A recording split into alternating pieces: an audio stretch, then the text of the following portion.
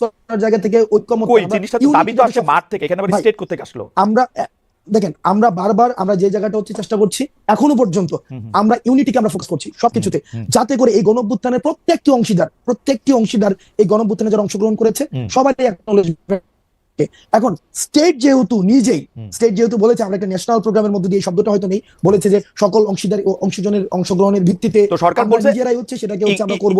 একটু করে বলি সরকার যেহেতু বলছে যে এখন একটু করে করবে, সবার সাথে অংশগ্রহণ করে করবে, তখন আপনারা বলছেন যে ঠিক আছে, আপনারা সরকারকে বুঝাইতে সক্ষম হয়েছেন যে আপনারা কি চান, তাই তো ঠিক আছে। তাইলে আপনাদের মনে ওই সংখ্যা নাই। আমি একটু করে বুঝাই। সেটা হচ্ছে যে আমরা প্রোক্লামেশন অফ যে রেভলিউশন, যেটা অথবা ডিক্লারেশন অফ রেভলিউশন, সেটাকে ঘোষণার পরে সেটাকে গভর্নমেন্ট এন্ডোর্স করতে হইতো, কনস্টিটিউশনাল অ্যাকোমোডেশন প্রয়োজন ছিল।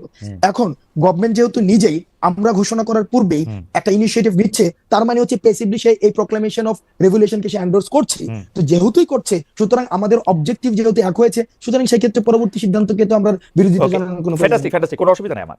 আপনি একটু করে বুঝায়েন আমারে, আপনার থেকে অনেক কিছু শিক্ষা গ্রহণ করার আছে আমার, মানে it's like lesson to me. আমি আপনাকে বলি, আপনারা যে প্রোক্লামেশনটা বানাইছেন,